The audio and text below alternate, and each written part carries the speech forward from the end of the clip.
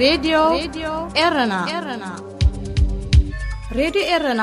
ካብ ከተማ ፓሪስ ዝመሓላለፍ ብኤርትራውያን ጋዜጠኛታት ዝዳሎ ነፃ ሬድዮ እዩ።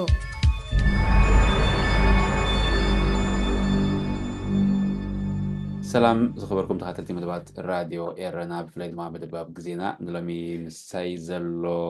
መብዛሕትኩም ትፈልጡ ኢኹም ኢለ ይኣምን ናይ ሕጊ በዓል ሞያ ሰገድ ሓጎስ እዩ።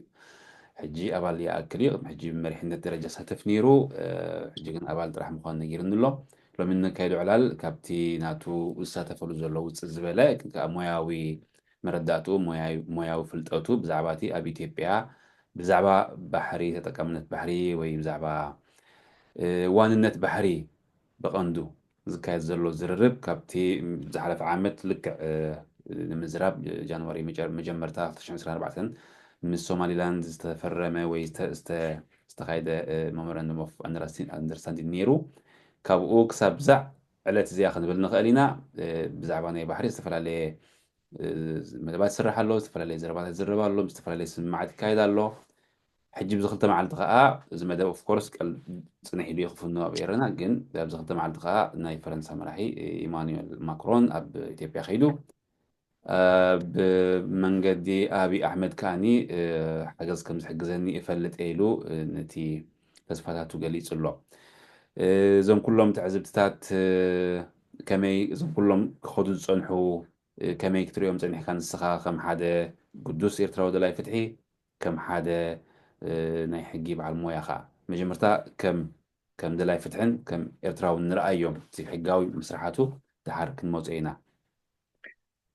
والشيء يغني اللي مجموعة عخان المسارح طعام بحق الشهانة تتكلم زي ما تي حسابك قلت كم سد من غيركم مالتي ثانك يو مجموعة تي حتى كم إرتراوي زيها كتري أخلقها مجموعة لسمعك سقاطات كلكو تيزلك كواننت تزلك تحسته بخامي كم زماتة عندها ترد أخوينك مجمع يسمعك تسقاتي الذي أبزوان زكاي زلو قصقاسات بلو من هارات بلو وشتاو دبلوماسي مسرحات بلو كم زقلت كايو ناي ماكرون نصابلو نستي بوليتيكال تياتر نبلو ويدما بوليتيكال صوتات استزخونه ناخترو خلخا تي كم زول قات سقات عزيو ينهر مخنياتو داغماي انتاي خمس زقل يخاتبل مالتي مالت كابت زناسه تي ناي بحر مدلاي كسعت زعابيه اتزنبر كاي هيوت قدم حجي امناي مغزاتي يتحس كونتات نقول له سلازرايكا زيتات اطاميركا تريلو نغراتي ما ስለዚህ كون دي ايكون كالي ግን ከም ሓደ ዜጋ ክሪኦ ከለኹም ኤርትራዊ ዜጋ ሕጂ እዚታት ኣለኒ ኣብ ውሽጠይ ስጋታት ኣለኒ ስክፍታታት ኣለኒ እቲ መፍትሒታት እውን ብንጹር ስለዘይትፈልጦ ምክንያቱ ምስቲ ዘለና ስርዓት ኣብ ሃገርና ብትካላዊ ሰራርሓ ብሓላፍነት ኣወካይዳ ብረብሓ ናይ ህዝቢ بعابي خا برهاني هاجرن مصاي هيوت ولدتاتن يحسب بالكاس لذي تقمت حدا جديد بتاع مسكتاتن سغاتاتن الله ማለት ካብተን ብቦ ካብ ትርድኦ ወይ ምስ ሰባት እውን ዲስካስ ካብ ትገብረሉ ዝኣክብካ ሓበሬታ እንታይ ክኸውን ይኽእል ከምኡ ዘግብሮ ዘሎ እቲ መራሒ ነቲ ሃገርካ ከምኡ ዘግብራ ዘሎ ምክንያቱ ሕጂ ኣብቲ መራሒ ጥራሕ ዘይኮነ ኣብቶም ሜድያናቱ እቶም ወግዓውያን ሜድያታት ከይተረፈ እዩ ኢትዮጵያ ባሕሪ ከም ዝነበራ ኢትዮጵያ ብሰንኪ ሕወሓት ባሕሪ ከም ዝኸሰረት ገለ ዝግለጽ ዘሎ ይግለጽካ ኣይኮነን ዘሎ ጎስጓሲ ዝካየድ ዘሎ ሓደ መዓልቲ ክፍጠር ንዝደለይዎ እንታይ ኣይንፈልጦን ግን ሓደ መዓልቲ ክፍጠር ንዝደለይዎ ክፉእ ነገር እዮም ኣብ ኣእምሮን ኣብ መንፈስን ኢትዮጵያውያን ሓደ ነገር ዝፈጥሩ ዘለዉ ኣብ ኤርትራውያን ከዓ ስጋኣት ዝፈጥሩ ዘለዉ ማለት እዩ ሕጂ ካብ ሶማሊላንድ ዝሓለፈ ዓመት ዝሓለፈ ሰሙናት ከዓኒ ኣብ ቱርኪ ምስ ሶማልያ ከዓ ስምምዕ ተፈሪሙ ነይሩ ብካልእ ወገን ጅቡቲ እውን ኣነ ወደብ ተጠቃምነት ንክህልዋ ኢትዮጵያ ክፍቅድ እውን ኢላ ነይራ ወግዓዊ ኮይኑ ዘይተገለፀ بزتوسون ميديا استغلت أنير حجي زم كلهم كباب الكاتريوم كلها انتاي يوم ترجم زبخنا عخا تسمعي تسقات أوكي قل ترجم زبخنا عخا انتاي يوم انتايو شاي مسيلك ملسيلك خطري أخت قلال لك أجمع مرانا ذي نجرس كابيز جمر إن حريلك قلتشان عسر شو من تملسيلنا ناي سلام ستايو ما تيتا وهيدو أما نقولون قلت ما راحتي انت بتكالاوي انت زي بتكالاوي صار راحت سلام تجير معي زي قدس ما بعلوك سلام انتاي حق يفنيرو እንታይ ስምምዓት እዩ እንታይ ሕድገታት እዩ ተገይሩ ድብል ወላ ሓደ ይፈልጦን ብጀካ ግምታት እዩ ዘለና እዛ ኣብ እንተታት ኮንካ ክትዛረብ ኩሉ ግዜ ኣሰካፍ እንድዩ ምክንያቱ ንጌጋ ኣዝኻ ኢኻ ትቐርብ ብዙሕ ግዜ ግን ብዘይ የገድስ እሱ ኮይኑ እዩ ሕጂ ካብ 2018 ስጋ ሕጂ ዝረኣናዮ ናይ 6 ዓመት መስርሕ ኣሎ እዛ ኣብዚ 6 ዓመት መስርሕ እንድሕር ርኢናዮ ካብ ኣዘራርባ ናይ መራሒ ሃገር ኤርትራ ክሳብ ኣዘራርባ ናይ መራሒ ሃገር ኢትዮጵያ ነይሩ እዩ ባዕሉ እቲ ፀወታታት ነይሩ እዩ ካብኡ ዝሓለፈ ናብ ኩናት ተኣትዩ ሕጂ እዚታት ብሙሉእ ክትሪኦ ከለካ ደሚርካ ከም ህዝቢ ኣብቲ ናትካ ትብሎ ነገር ወፂኻ ከም ዘለካ ግን ከመይ ጌርካ ተመሊስካ ትሰርሕ ከም ሓሳብ ምስ ሰባት ትዛረብ ከለካ እዚ ጎስጓሳት እዚ ዝመጽእ ዘሎ ምክንያታት እዚ መራሒ ናይ ኢትዮጵያ ዝሰኣኖ ነገር ኣሎ ማለት ወይ ቃል ተዋሂቦ ነይሩ ክኸውን ይኽእል ወይ ምስቲ ፖለቲካዊ መስርሕ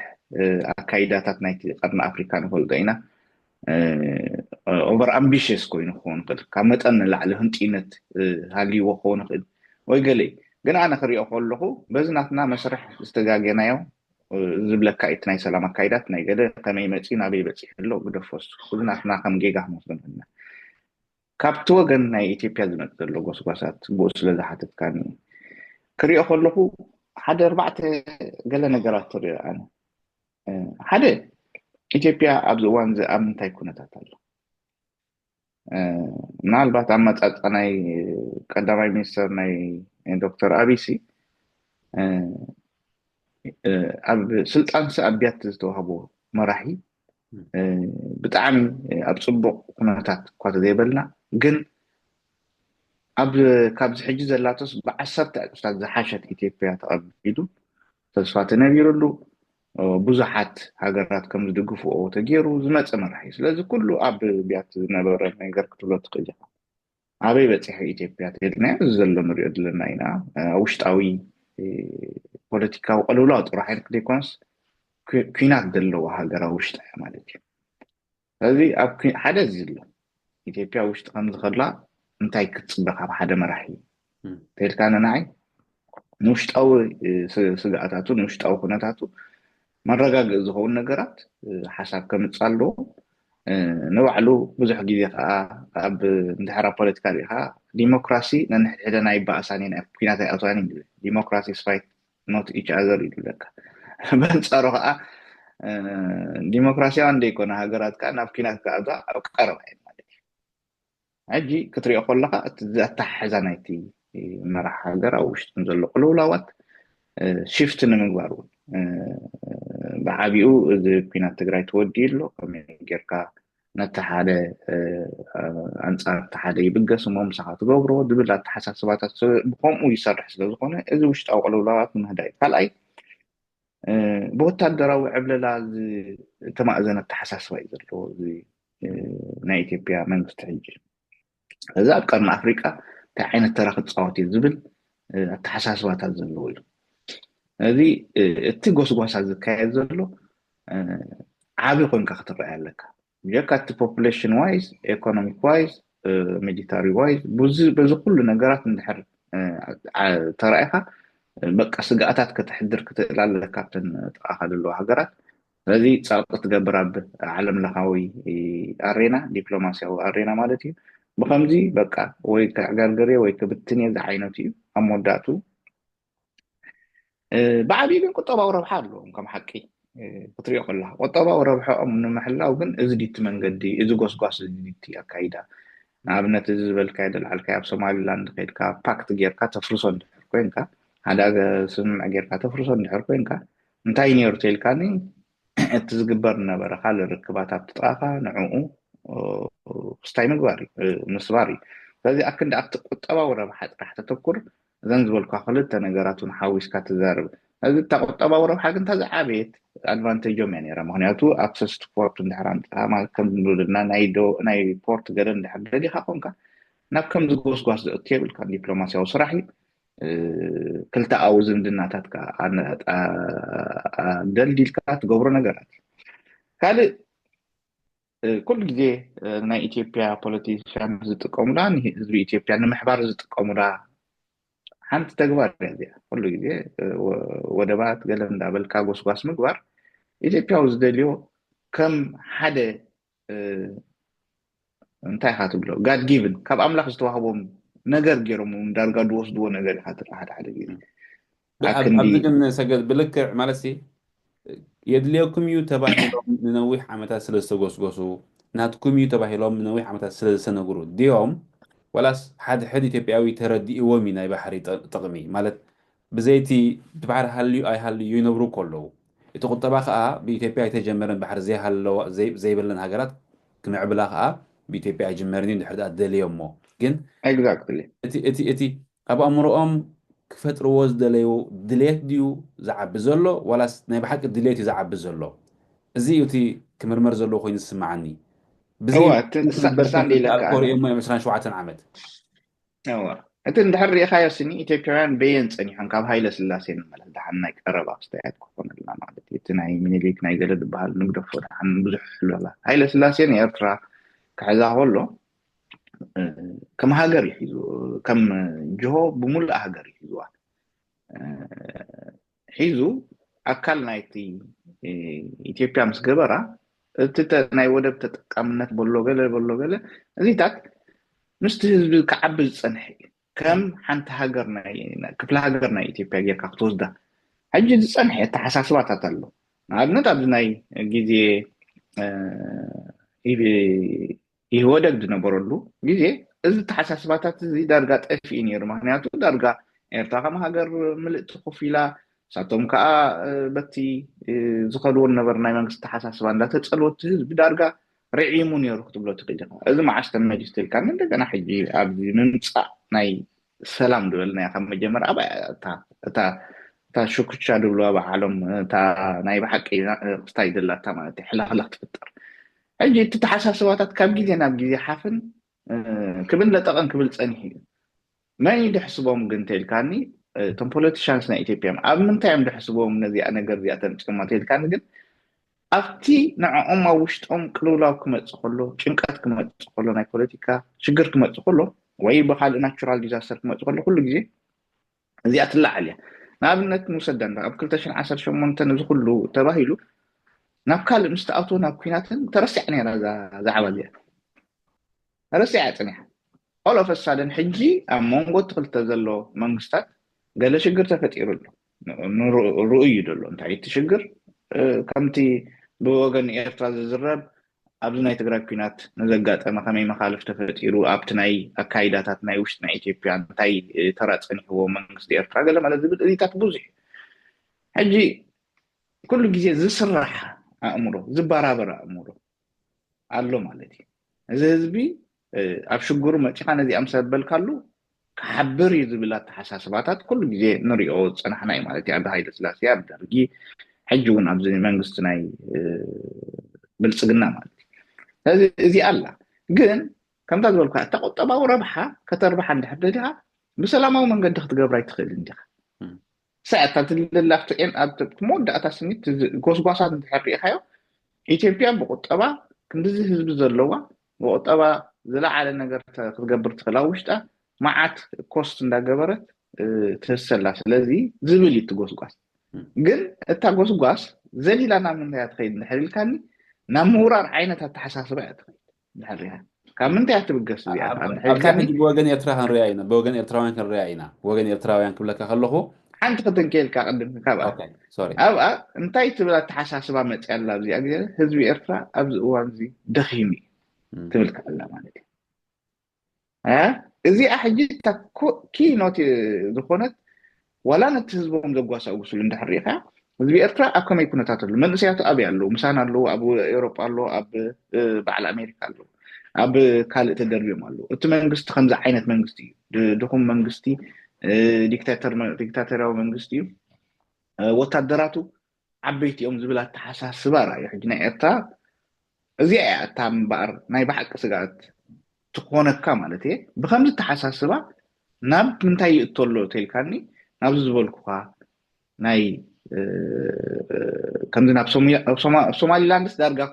نسوماليا سكيناتي تخفيتي خاطر لو دبلوماسيا والرأي معناته مسحنتي بتريتورز تتحازت هاجر اتيقا فرق ازيا مزياو عليه مقبار مالت نتحنتي سوفرينتي زي مؤمان مالتي ስለዚህ እዚ ግህሰት ስለዝኾነ ነዚ ግህሰት እዚ ብምንታይ ተወጊድ ተልካኒ ኣብ መወዳእታ ኣሚኑ ናብ ውግእ ክኸይድ ዝኽእል ኩነታት ሰብ ምዃኑ ካልኦት ዓበይቲ ሃገራት በዓል ትርክ ስለዝኣተዎ ተመሊሱ ድዩ أبانا دكايد لو بس واسكا نابزي طرز زخبط እውን መንገዲ ከም ዘለዎ ክሕብረካ ኢለ ترديني ايوا كالي تحطو اني خمسي خلي اذا حنتا خلي تحطو نحيل 5 خفت 100 باسكال كراي تقدمي تجن مالت اتي غوسكواس ኢትዮጵያ ዓባይ ሃገር እያ ብዙሕ ህዝባውን ክንዚ በፅሓሎ ስለዚ ንቁጠባዊ ዕቤትናን ንድሕነትናን የድልየና ይወደብ ዝብል ጎስጓስ ንሰማዓልና ከም ዝኽትብሎ ዝፀናሕካ ጉሁድ እዩ ሕጂ ጎስጓስካ ናብ ስጋት ይኸይድ ኣሎ ጉሁድ እዩ ኤርትራውያን ድሌት ፍትሒ ኤርትራውያን ዋላ ሓሰብቲ ተንተንቲ ኢትዮጵያ ዓባይ ሃገር ስለዝኾነት ናይ ባሕሪ የድልያ ባሕር በሪ የድልያ እዩ ዝብል ርእይቶ ተቐቢሎም ክደግምዎ ክትሰምዕ ከለኻ ኸዳእሞ ኢትዮጵያ እንታይ የድልያ ኣየድልያንስ ኤርትራውያን መን ኮይኖም እዮም ዝሓስቡ የድልያ ኣየድልያ ኣይገድሰናን እዩ ንሕና ናትና ንውንን ናትና ንገብር እሳኻ ናታ ትገብር እንድሕር ዳ ቁጠባዊ ዕቤት የድልያ ኮይኑ ህዝባይ በዝሕ ስለ ዘሎ እንድሕር ዳ ባሕሪ የድልያ ኮይኑ ብሰላማዊ ኣገባብ ክትገብሮ እዩ ዝግባኣ ኢሎም ትርዝ ዝበለ መርገፂ ክወስዱ ኣይተሰምዕኒ ኢኻ ወይ ከዓ ውሑዳት እዮም ከምኡ ዓይነት መልሲ ዘስምዑ ከምቲ እሶም ዝብልዎሲ ይድግፍዎ እዮም ብዙሓት ኤርትራውያን ዋላቶም ሕጂ ኣብ ስርዓት ኮይኖም ኣንጻር ኣብይ ዝዛረቡ ዘለዉ የድልያ ብሉ ነይሮም ቅድሚ ሕጂ ረዲኻኒ እቲ ኢትዮጵያውያን ዝጉስጉስዎ እቲ መራሕቲ ኢትዮጵያውያን ናይ ኢትዮጵያ ሚድያ ዝብልዎሲ ኤርትራውያን እውን ዝሰማምዑሉ እዮም ጥራሕ ኣብቲ መሃብ እዮም ዝኣብዩ ዘለዉ እምበር ከም ዘድልያ ዝሰማምዑ እዮም ስለምንታይ ኢኻ ስኻ ክመፀካ እንዳበለትካ ከላስ ስኻ ከም ዘድልያ ዝሰማማዕ ምስኣ እዚስ ንባዕሉ ዶ ኣይጎድኦን ዘሎ ነቲ ኤርትራዊ ብዋንነቱ ዶ ይፃወት የለን ኣብ ፕሮፓጋንዳ ናይቲ ሃገር ዶ ኣትዩ ነብሱ የታልል የለን ኤግዛክትሊ እንታይ እዩ እቲ ሽግር መሲልካ ብዙሕ ግዜ ኣበይ ኩነታት ኢና ዘለና ኢልካ ምብጋስታ ዝሓሸት ፅብቕቲ እያ ምክንያቱ ኣብ ከምዚታት ሲ እቲ ንኣብነት ኣብ ተቃውሞ ደንበ ንምፃ ንኣብነት ነው ተቃውሞ ደንበ ኣብዚ እንታይ ተራእይ ክትፃወት ዝኽእል ተልካኒ ኩሉ ግዜ እቲ ኤርትራዊ ምዃንካ ዘይምርሳዕ ዳሕራይ ከዓ ኤርትራ ትበሃል ሃገር ከም ሃገር ክትቅፅል እንድሕር ኮይንካ ናትካ ተራ እውን ዕዙዝ እዩ ኣብዚ ምስቲ ስርዓት ኣነ ፍልልያት ስለዘለኒ ነዚ ስርዓት እዚ እንድሕር ኣነ ዋላ እውን ገበነኛ ኢለ ዝገልፆ እንድሕር ኮይነ ዲክታተርያዊ ስርዓት እዩ ንህዝቢ ኣብ ሽግር ዘእቱ ዘሎ ዋላ ይግለፅ ኣብቲ መወዳእታ ግን ነዚ ስርዓት ዘልጊስካ ስታይ ኢኻ ክትሕዝ ትደሊ ተልካ ነቲ ዝቃወም ዘሎ ሓደ ሃገር ምስ ህዝቡ ቀፃልነት ዘለዎ ስርዓት ዘለዎ ትራንስፓረንስ ዘለዎ ኢሉ ብዙሕ ብዲሞክራሲያዊ መንገዲ ክገልፀልካ ነዚ ንክትገብሮ ፅባሕ ኣይኮነን ኣብዚ ሕጂ እዋን ኮንካ ኢኻ ዝጅምሮ ማለት እዩ ሕጂ እዛ ዘምፃእካ ኢኻ ትኽንብሎሳ ኣበይ ኩነታት ኣለዉ እዚ ኩነታት ሕጂ ኣብ መንጎ ኢትዮጵያን ኤርትራንሲ ይትረፍ ሕጂ እቲ ሰላም ክበሃል ከሎ ገሌና እዚ ኣገባብ ኣይኮነን እዚ ሰላም መስርሕ ኣይኮነን እዚ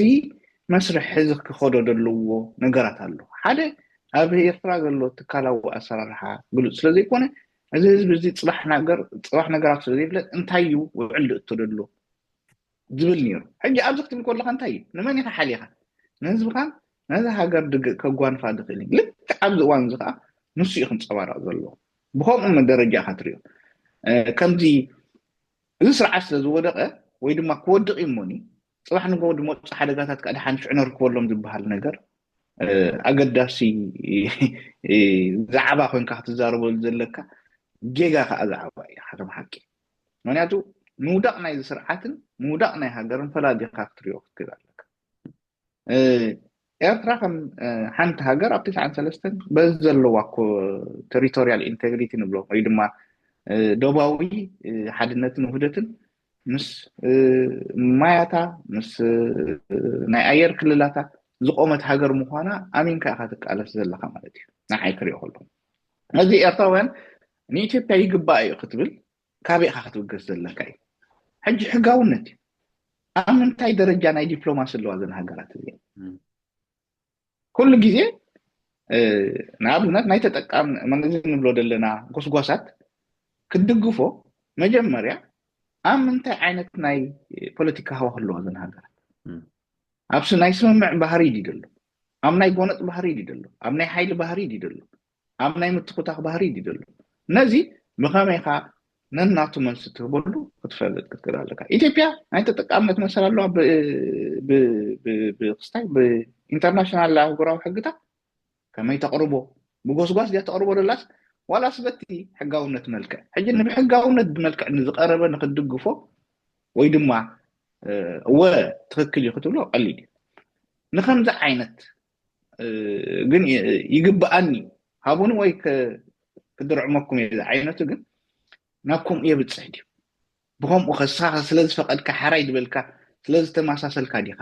እቲ ሕጋውነት ሙሉእ ድኸውን ስለዚ ኣብዚታት ነፂርካ ክትወፅእ ዘለካ ክፋላት ኣሎ ስለዚ ኣብዚ እዋን እዚ ምናልባት ንገሊኡ ነቲ መንግስቲ ትድግፍ ዘለካ ነዚ ከተምፅእ ከለካ ድመስለሉ ኣይኮነን ነቲ ናትካ ናይ መፃኢ ወለዶታት ክነብረሉ ተባሂሉ ዝቆመ ሃገር ንዕኡ ከም ዘለዎ ከተቀፅሎ መኽኣድ ረብሓታቱ ምሕላው ረብሓታቱ ምሕላው ጥራሕ ደይኮነ ከዓ ኣብዚ ንሪኦ ዘለና እኮ ብዛዕባ ኢኮኖሚ ጥራሕ ኣይኮነን ብዛዕባ ፀጥታ እውን ክለዓል እኮ እዩ ሕጂ ብዙሕ ነገራት ኣካቲትካ ክትሪኦ ከም ዘለካ እየ ዝርኢ ኣብዚ ኣብዚ እዋን እዚ እቲ መጀመርያ ክንገብሮ ዘለና ናይ ኤርትራ ቴሪቶሪያል ኢንቴግሪቲ ንብሎ እዚ ደቡባዊ ሓድነትን ውህደትን ክኽበር ከም ዘለዎ ብሕጋዊ መስርዕ ዝበፅግን ብሕጋዊ ነገር ከዓ እቲ ዘለዎ ኣካል ክሕዞ ከም ዘለዎ መጀመርያ ምጉስጓስ እዩ ካልኣይ እዚ ዝበልኩ ኸ እዚ ናይ ሰላም መስርሕ ዘምፅኡ ሓደጋታት ምዃኑ እውን ረጊፅካ ክትዛረበሉ ዘለካ እዩ ምክንያቱ እቲ ስርዓት ኣብ ሃገርና ዘለዉ ንዕኡ ብኡ መጠን ክሕዞ ከም ዘለዎ ብዛዕባ ናቱ ረብሓታት ጥራሕ ደይኮነ ብዛዕባ ረብሓታት ህዝብን ሃገርን ምዃኑ እውን እንዳዘኻኸርካ ትገብሮ መንገዲ ጎስጓስ ክኾን ኣሎ እምበር ወይ ድልዮም ኢልካ ጥራሕ ከምዚ ምሻ ኣለካ ወይ ንኢኮኖሚ ድዮም ደልዮሞም እዚ ፖርት ግቦም ይገለ ዝበሃል ነገራት ኣተሓሳስባ ስንኩፋት ኣተሓሳስባ ጥራሕ እዩ ኣብቲ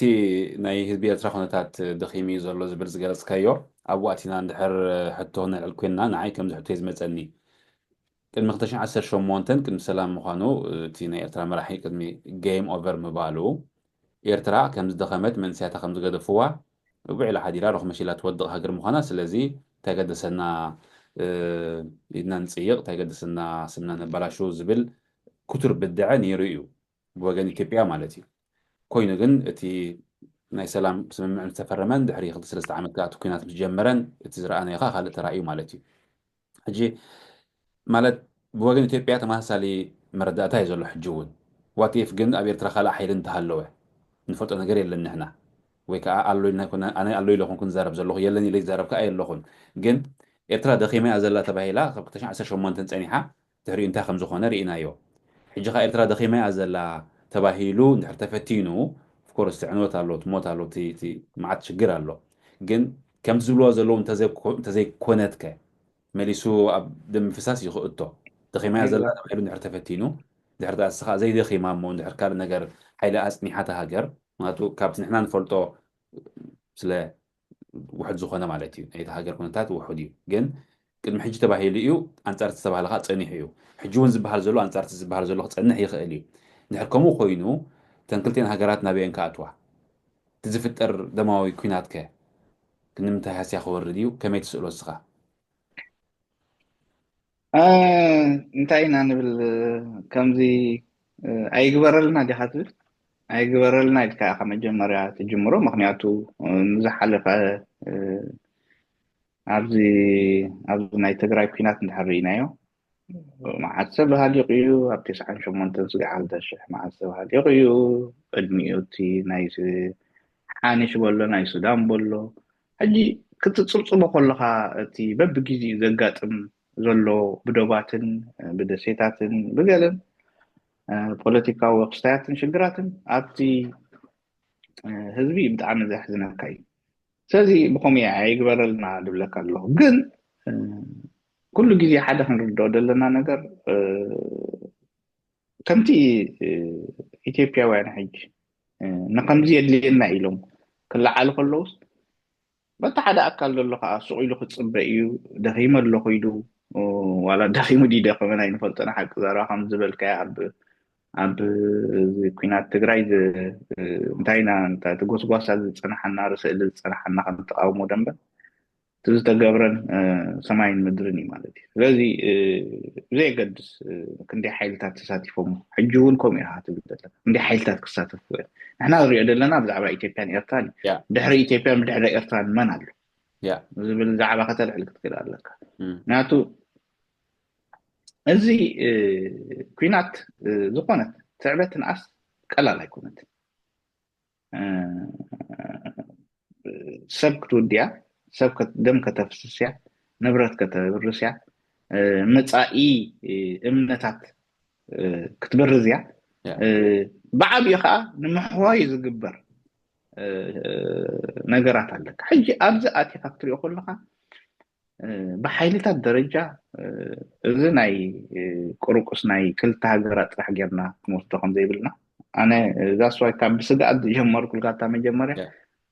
እዚ ብድሕሪኡ ስለ ዘሎ እዩ ንኣብነት ኣብዚ ዘሎ ቀጠና ናይ ቀይሕ ባሕሪ መና ዓይነት ሃገራት ዋሳእ ኣለዋ ኢልካ ሓስብ እዚ ቀይሕ ባሕሪ እዚ ብደረጃ ውሕስነት ብደረጃ ፀጥታ ኩሉ ግዜ ውሕስ ክኸውን ዘለዎ ቦታ እዩ ውሕስ ኣብ ዘይኮነሉ እዋን ዓይነት ሃገራት ዓበይቲ ሃገራት ይመፃ ሩዲ ስለዚ ነዚ ኩሉ ተገንዚብካ እቲ ኣብ መንጎ ኢትዮጵያን ኤርትራን ብብዝሒ ኢትዮጵያ 100 ሚልዮን ኤርትራ ክንዲ ሚልዮን ኢልካ ጥራሕ ትግምቶ ነገር ኣይከውንን ምክንያቱ ዋላ ቴክኖሎጂ ሂቡካ ኣፅዋራት ጥራሕ ብኡ ዝውዳእ ጌርካ ኣይትውሰዶ ሎሚ እዚ ኩናት እዚ ንኣብነት ሓዲኦም ሰዓር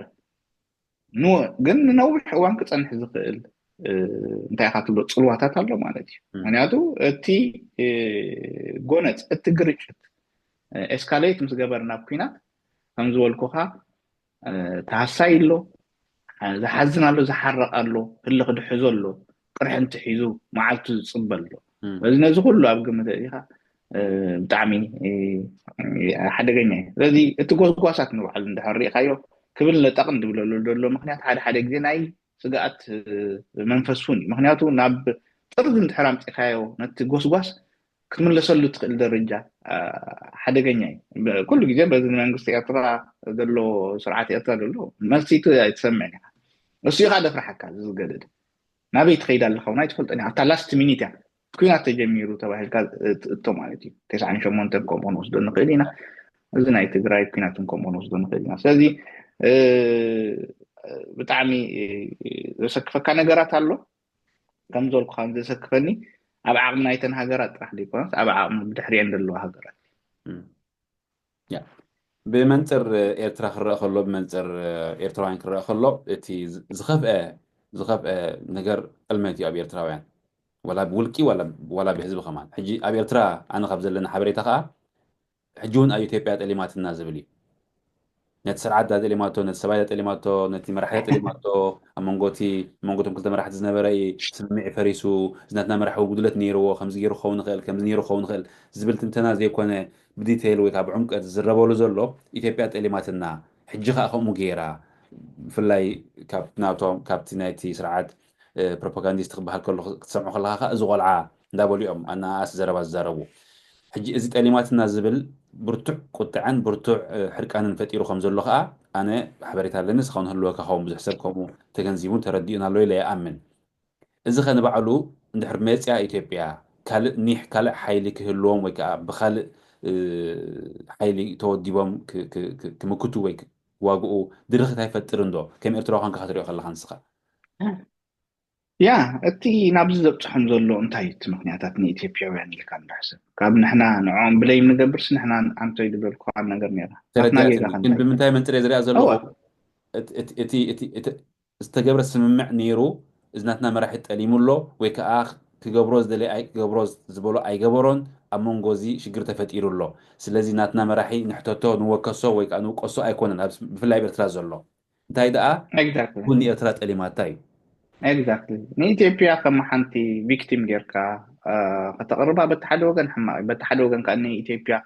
كم ستألمت جيركا فتقربها حقيقة حجة بوليتيكا وصوت عندي كابتا قبلنا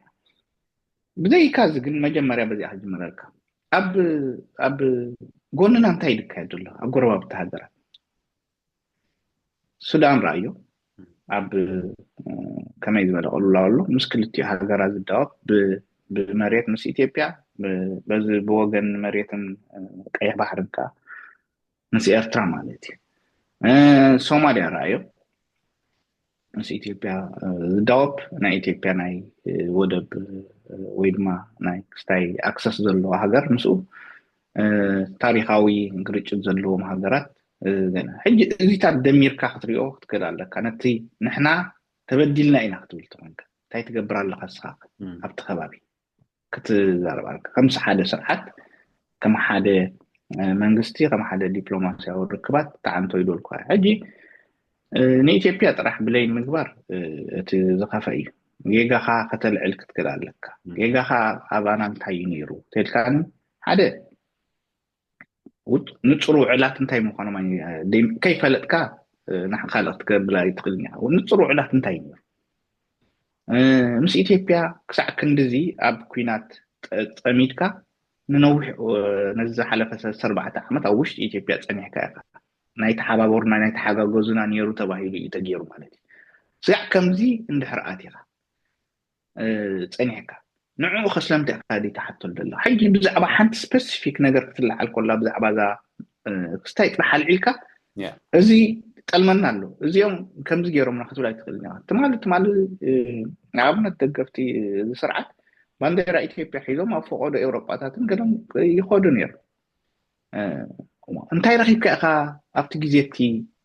نتي نقدر دقيف كايو بخوم تردي كايو حاجة كان تايري أخا تتألي تقول الله قول بس لزر أخا تحدي حاجة مجمع نفس خط حتى ذلك حتى تتعلم هذه تي الألمة كادلو أدنى أتكسر حتى مكون سلزخل نعيقا مجمع حتى ذلك انت هاي إيو زخون زلو انت هاي نانقبر دلنا كام انت هاي دبقس زلو ذي بالحتوتات هاي تلعلم نعم نزل حلف وان المدرنا أتوي سياسي انت هايو نيرو تاريخيو بزعبا إرترا ديكونا بزعبا إثيوبيا نيرو بزعبا إثيوبيا بزعبا علمني نيرو حجي بزعبا إثيوبيا خزاربك أم كله سلام تاي بزعبا إثيوبيا زاربن دلو سلام تاي بزعبا حقر انتاي تقرب الله انتاي تقبر الله بخامين ريال لنا زبل زي اللعالي لك كي حاتتك بزعبا تنقر تسلز تنقرك جيغا إيو كمزق قبراي نبورن كستو كمزق قبراي نبورن ديكونا نحنا انتاي إنا تقاقينا دلنا نحنا انتاي إنا نقاقد دلنا انتاي تدقاقي موزي نقر زي نابانا زقصد زلو زبلات حساسبا خنا عبك نكلال لنا كومي لك عندي أبتي مدرك ناي دقفت تحدي يكون أبت مدرك تقاومو نما نبوليتيكاو ربح يكون نزلنات نحجي ندحريخا مش إثيوبيا وجين كا يوجين كا تنصلوت يلن مالتي انتاي دا حالة حزبي انتاي جيري يونتنا ربحات الدحلو زبلات حساسبا تسرب صلو تخيل من قد تفتر كذا لك ما انا بتسرعت بزعبا حزبين بزعبا هاجر ربح حسيبو زغبرو نجر زلو كم زي كونه نوي عامات عند تردانا متينا اذا حلف 10 عامات راح نحريها كاب كلتشحن 10 كاب كلتشحن حدن سقع كلتشحن 20 دلو جزي طرح نبعل اخالي مخنياتو سني اتي ربحات حزب ولا حد نبر تربحات هاجر ولا حد تصقاتاتي بزوز مزميزو خيدو حزب هيومن ريسورس نطقا تغفي فوز اذن تحري خلقها امنتاي ناي كستاي تاطل لك جيغاتات تاطل لك يلك نبعلها اكند امد غافن امد مصلان ام بلاي مغبار نت نغرتي انتاي رطبات حساسبك مصادو زبل تنتانه كتقربولو كتكدالك كدفقل لك نتي ناتكا جيغاتات ناب زمعريلو نتحاده وغنو بو كم انجانكشن ازو غبرو زلو غوسغوسات نهزبو يكون هاغر يكون كتطقم كم يكون حزب يتراون كتصاوركم زي كلون كتري اللي تقل مدرك تخطر على كايد ولا كان اوكي نبنا ميجرش تاقدنا خيدنا نبتي بحقا وشنخاتو حجي كتنقرني خا ኤርትራውያን ናይ ሕጊ ሰብ ሞያ ብማሕበር ደረጃ ኣለኹም ዲኹም የለኹን ምጅማር ከም ዝነበረ ወይ ከዓ ከም ዝተፈተነ ቁርብ ሓበሬታ ዘለኒ ምስልኒ ግን ኣበይ በፂሑ ከመይ ኣሎ ኣይፈልጥን እየ ሕጂ እቲ ሕጋዊ መስራሓት ከመይ እዩ ብሕጋዊ ኣገባባት ክረአ ከሎ እዚ ኢትዮጵያ ትገብሮ ዘላኸ ክሰልጣ ይኽእል ድዩ ንምጥቃም ዘይኮነ ንምውናን ሓደ ካልኣይ እቲ ሕጋዊ መስራሓቱ ኣብ ክንዲ ዝቅድም ፖለቲካዊ ጎስጓሳትን ፕሮፓጋንዳን ምቅዳሙ ኸ ነቲ ሕጋዊ መዳይ የቃላጥፎ ድዩ ዋላ የደናጉዮ የሃስዮ ድዩ ዋላ ኣይሃስዮን ወይ የስልጠሎም ዲ ኣይስልጠሎምን እስታት ከመይ ትሪኦ እታ ናይ መጀመርያ ናይ ሕጊ ሙያታት ትብል እና ኣሎት ማሕበር ሓቂ ዘረባ ብዙሕ ኣክቲቭ ኣይኮነን ሰባት ስለዝተሰኣኒ ኣይመስለንን ግን ብዕቱብ ክትሰርሓሉ ትኽእል መንገድታት ነፂሩ ክኸይድ ኣይከኣለን ስጋሕ ሕጂ ምክንያቱ እቲ ተሳታፍነት እቲ ፋሕ ምባል ገለ ቁርብ ይሃስዮ ይኸውን ምናልባት ዳሕራይ ከምዚ ከማይ ገሌና ኣብ ናይ ፖለቲካዊ መድረኻት እውን ኣለና ኣብ ክልቲኡ ክትሳተፍ የፀግም ክኸውን ዋላ ሓንቲ ብዘይ የገድስ ግን ኣብ ዘለናዮ እዋን ዋላ እቲ ሕጋዊ መስርሕ ትብሎ ንዑነት ፖለቲካዊ ነገራት ተፀልዩ ስለ ዝስራሕ ዘሎ ሽግር ኣይምነበሮን ግን ከም ዝብለካ ብዙሕ ኣክቲቭ ኣይኮነን እቶም ዝፅዕሩሉ ዘለው ውሑዳት እዮም እቲ ዝበዝሐ ምሁር ኣሎ ናይ ሕጊ ግን ብዝተፈላለየ ምክንያት ክሳተፎ ይከኣለን ኣሎ ማለት እዩ ስለዚ እዚ ከማን ኣብዚ ከምዚ እዋን እዚ ቅድሚት መፅኡ ብሓቂ ብንጡፍ ክዛረበሉን ክሰርሓሉን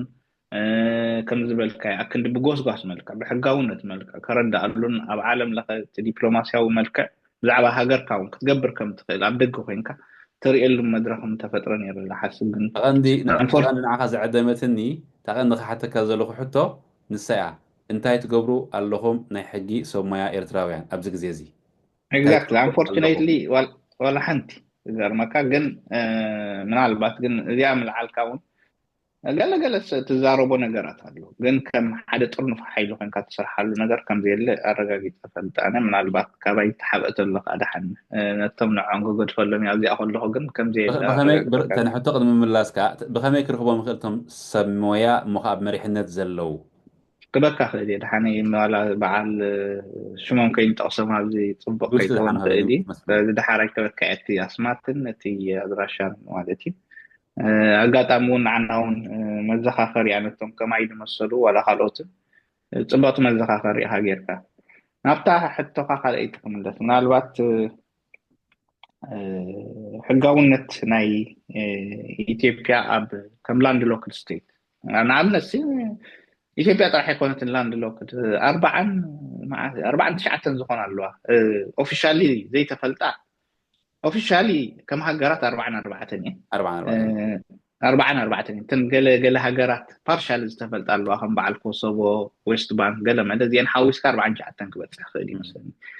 عصرت شدشت عصرت حمشت ولا عصرت قال ما ده افريقيا عصرت 4 كده كم ابي اوروبا درجات ما سالقه ابي اسيا كده تقع بلاتين امريكا اجي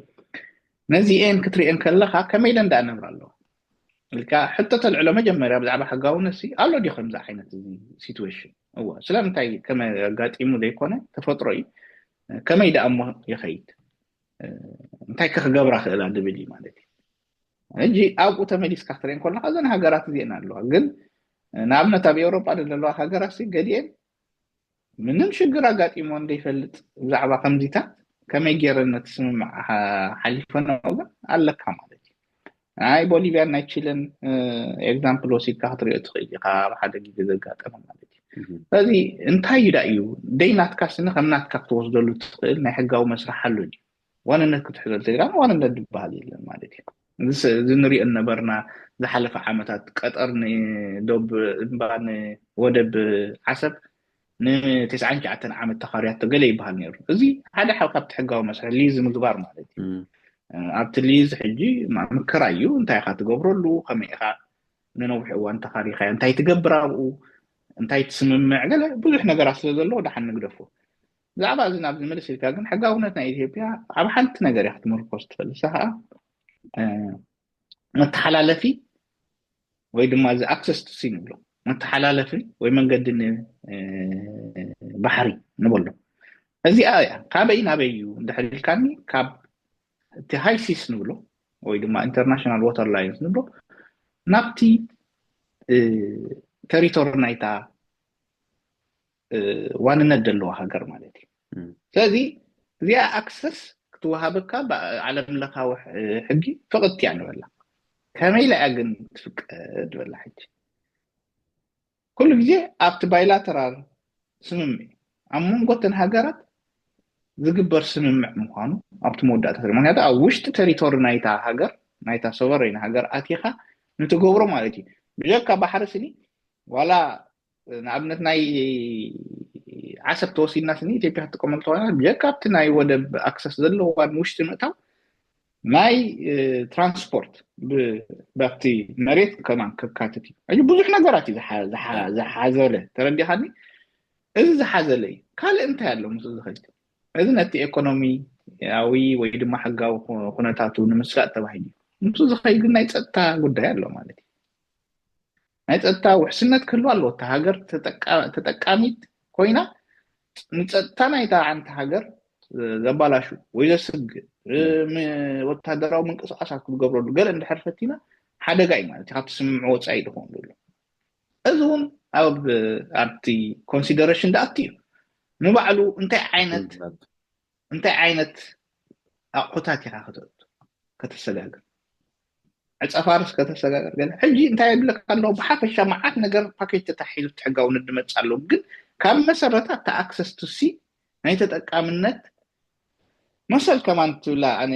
ኣይትኽእልኒ ምክንያቱ መሰል ሲ ዝግባእካ ነገር ናይ ተጠቃምነት ናይ ኣገልግሎት ኢኻ ትረክብ ዘለኻ ማለት እዩ ስለዚ ነዚ ኣገልግሎት እዚኣ ማዓሲኻ ግን ተረክባት ኢልካኒ ከምዚ ሕጂ ዘለዋ ኤርትራ ኢትዮጵያን ከመይ ድዩ ክርከብ ኢልካ ትሓስብ ምክንያቱ ናይ ፖለቲካ ጎነፅ እንዳመፀ ከሎ ከመይ ጌርካ ናብ ስምምዕ ክትኣቱ ትኽእል ክትኣቱ ኣይትኽእልን ኢኻ ዓይነት ኣብነት ንውሰድ መስለካ ኣብ ሶማሊላንድ ዝተገብረት ጎነፅ ምስ ሶማሊ ክትፈጥር ዳርጋ ፈጢራ ንዓዓ ብምብርዓን ንዓዓ ብምድምሳስ ግን እንታይ ተፈጢሩ ስምምዕ ካልእ ተፈጢሩ ስለዚ ክትገብሮ ዘይብልካ ነገራት ኣቀዲምካ ጌርካ ከተብቅዕ ናብ ስምምዕ ክትኣቱ ዘለካ ዕድል ፀቢብ እዩ ስለዚ ናብኣየ ድምፃካ እዚ ኩሉ ጎስጓሳትን ገለ ፀቕጥን ምስጣር ተኮይኑ ካሊእ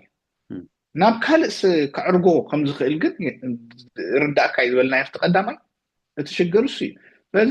እዚ ጎስጓሳት ከተልግሶ እንድሕር ጀሚርካ ዲፕሎማስያዊ ርክብ ጌርካ ኢኻ ነቲ ነገር ተተምፅእ ማለት እዩ ትማሊ ብቅዲ ትማሊ ሓደ ሰብ ሰምዕ ነይረ ናይ ኢትዮጵያ ከምኡታት ዓይነት ንሰላም ዘበለ ዋላ ማክሮንን ኣብይን ክዛረቡ ከለዉ ማክሮን ዝፀቐጠሉ ነገር ኣብቲ ሕጋውነት እዩ ሕጋውነት ጥራሕ ዘይኮነ በቲ ዝግባእ መንገዲ ክኸይድ ከም ዘለዎ እዩ ስለዚ ዲስካሌሽን ናይ ጎስጓሳት ክመፅእ ከም ዘለዎ ብካልእ ብኣብ ዲፕሎማስያዊ ቋንቋ ዝሕብረሉ ነበረ ማለት እዩ ናብ ካልእ ክሰግር ከም ዘይብሉ ምክንያቱ ረብሓታት ከም ዝበልናያ ኣብ ጅቡቲ ኣለዉ ፈረንሳይ እንታይ ረብሓ ክውድኦም ካልኦት ሃገራት ኣብ ዕልቕልቕ ከለዋ እንታይ ዓይነት ዕልቕልቕ ክመፅእ ኣብ ኢስት ኣፍሪካ ኢልካ ክትሓስብ ክትእል ኣለካ ስለዚ እቲ ሕጋውነት ከምዛ ዝብለካ ናይ ኣገልግሎት መሰለ ወይ ናይ ናይ ኣገልግሎት ክስታይ ክወሃቦም ክእል ናይ ተጠቃምነት ክስታይ ክወሃቦም ክእል ዕድል ናይ ዋንነት ግን ክሓልፍ ኣይክእልን ስለዚ ታብ ሜይን መእሰሪት ግን ፖለቲካዊ ዝምናታትካ ናብ ንቡር ክምለስ ኣሎ ማለት እዩ ናብ ንቡር ከይተመልሰ ግን ነዚኣ ካ ክትገብር ኣይትኽእልን ኢኻ ናብ ምንታይ ኢኻ ትሓልፍ ተኢልካኒ ናብ ግልጭት ኢኻ ክትሓልፍ ማለት እዩ ስለዚ ሕጋውነት ዘፍቅዶ እንተሎ በዚ መስርሕ ቁጠባዊ ረብሓኦም ክሕሉ ይደልዩ ይኾኑ ያ ችግር የብሉን ናቫል ቤዝ ከቕሙ ይደልዩ ንኣብነት ሰዓንተ እንታይ ንዛረብ ነር ላንድ ሎክድ ስቴትስ ኮይነን ናቫል ቤዝ ዘለዎን ኣለዋ ንኣብነት ሩዋንዳን ኡጋንዳን ንውሰድ ኣለወን ላንድ ሎክድ ናቫል ክስታይ ግን ኣለወን እንታይ ይድገብር ተልካ ግን ኣብቲ ውሽጠን ዘሎ ሞያት ንዕኡ ክስታይ እንዳበለ ዝሕሉ ፀጥታታት ዘብል ምናልባት ካብ ውሽጢ ዝመፅእ ስጋኣታት ዘለውን ክጥቀምሉ ዝኽእሉ ነገራት እዩ ናይ ኢትዮጵያ ግን ኣጀማምሩ እንድሕር ሪኢኻ ዋላ ኣብ ሶማሊላንድ ኣዝዩ ጥርዚ ዝበፅሐ ወታደራዊ ቤዝ ንምኽፋት ዝኸደ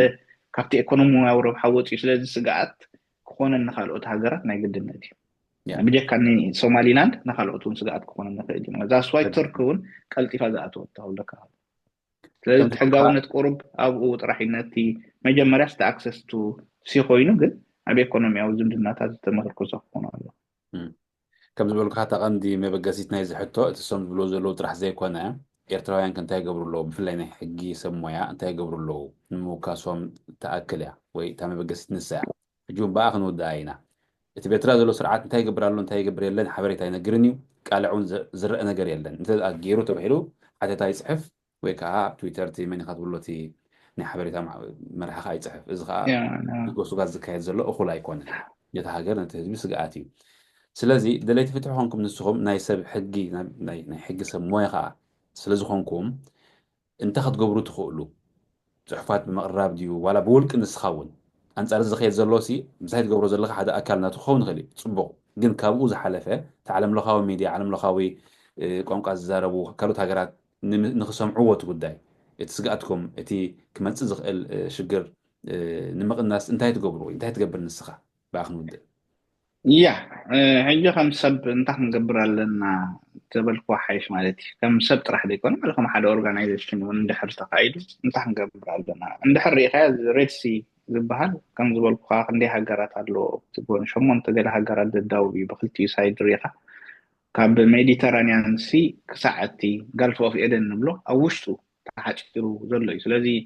ከምቲ ዓንቶ ዝበልኩ ክንደይ ናይ ኢኮኖሚ ናይ ዓለም 30% ኮነ ፐርሰንት ኮንቴይነራት ዳሓልፈሉ ከባቢ 15% ናይ ኢኮኖሚ ናይ ዓለም ዝመላለሰሉ ዓብ ነገር እዩ ድሕልፍ ስለዚ ረብሓ ናይ ዓበይቲ ሃገራት ከም ዘሎ ክትርዳእ ክትክእል ኣለካ እና ካብዚኣ ተበጊስካ ጥራሕ እቲ ተቕርቦ ሕጋዊ ዝኾነ ኣፋት በሎ ክሌይምስ በሎ ሓደ ግዜ ንጋግዮ ከም ኣብ ደንበ ተቃውሞንስ እዩ ንሕና ብዛዕባ ህዝብን ብዛዕባ ሃገርካን ምዃንካ ነቲ ውሽጡ ተረዳእሉን ቻሌንጅ ትገብረሉን ንዓኻ እውን ክሬዲት ክትረኽበሉን ትገብሮ ነገራት እዚ ንበዓሉ ረዲኻኒ ሓደ ካብቲ ሕጋውነት ናይ ሃገርካ ዶባት ናይ ሃገርካ ብጠበንጃ ወይ ብክስታይ ጥራሕ ይኮንካ እንትከላኸል ሕጋዊ መስራሕ ኣሎ ማለት እዩ ስለዚ ሓደ ካብቲ ክግበር ዘለዎ ዝበልኩኻ ኣንጻር ሕግታት ዓለም ዝኸይድ ሓይሊ ይፍጠር ድሕር ኣሎ ኣብቲ ከባቢኻ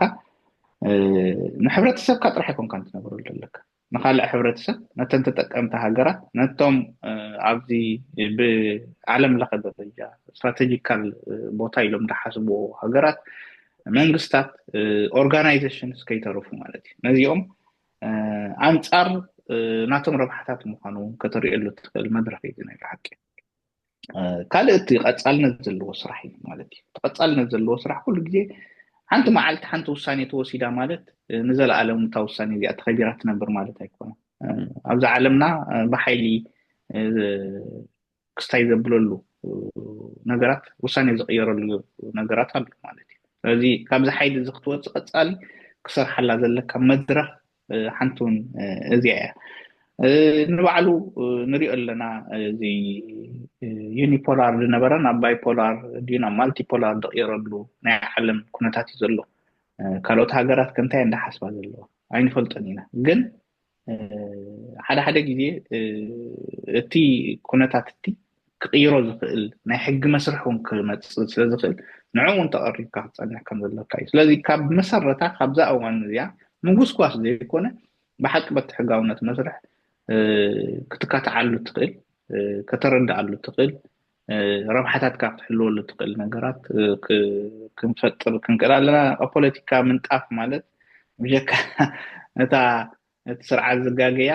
ንስኻ ከዓ ክሪኤቲቭ ኮይንካ እንታይ ትመፅእ ክትሓስበሉ ዘለካ መድረኽ ኩሉ ግዜ ሪኣክሽነሪስ ኢና ሪኣክት ኢና ንገብር ነቲ ክጋገ ከሎ እቲ ስርዓት መሽዑ ነብል ሕጂ እውን ኩሉ ግዜ ኣብ ካልእ ዝተፈጥረ ኩነታት ሪኣክት ኢና ንገብር ኣለና ግን ሓደ ግዜ ከተንብቦ ክትክእል ኣለካ ነቲ ፖለቲካ ስለዛ ሕጋዊ መስርሕ ከምዛ ዝበልካያ ገዲኦም ተዛረቦም እንድሕር ክኢልካ ፅቡቕ እዩ ገለ ዳሓሰብዎ ኩሉ ኣንደይ ይበፅሕክዎ ግን ኣነ እውን ብወገነይ ክሓታትቴ دي حاسبو كن يلون عيب لك أنا حكى ذا واحد من زاربو زلنا قال هو قال أنا له كنت أنا قاعد نبله زلقه تسرعات بطرنف خبرز جبوا نجر يجبر له يجبر يلا يجبر كم زي اللي ولا وسيدنا تدلا يفتح زبها بأكب يتشين بمد الأوديو طبقات بمد الأوديو نبت زجبوا أكل نبت زجبوا بوتا خبز صحن حرزي كيلو حج أبسعته تي بحج مهر مخان حدا نبعلو هاي تقمر له زبل حتى مزة مالتي بأكب exact درجة منتهي تجبر لهم تبالنا جو خمس جيرو هاجر ندات وررت سرعات يحلفون ده باب إثيوبيا نتوررسي أبين يركون تباهلكم كحتوتو وي تباهلهم كحتوتو يقبع بخمس منصر كبد بزبالة خريقو سلا زلوهم يعني كقربوا مزدري زلو حتى مزدري زلو رباطي حتى تطرح تكون يقول كان حتى تكون على كان ده تخكر ناي بحكي مالتي سي كم مويا طرح دي كون سني اب كم زوانات سني تي امر حنا دلو اب تعامو دند كحسبو زلو سرحلو زلو ولا يغرتها قبل الليمبر ولا أبزني ميديا تاتنا زكاية زلو والقصبات سلامة كسب نفس قتلت مفتام حد من نقاط بزح نقرات زقبر زلو بزح exactly دلي تفتح زبهرو ميديا تات ولا تم دقفتكو اتم نايسب حقي ناي حقي سب مويا إرتراوين انت زقاتو ونيروم قالكم مقللة مقنسكو انت واحدة بحقاوي أقباب نقرات كهادو خمز خلوكم تمهارنا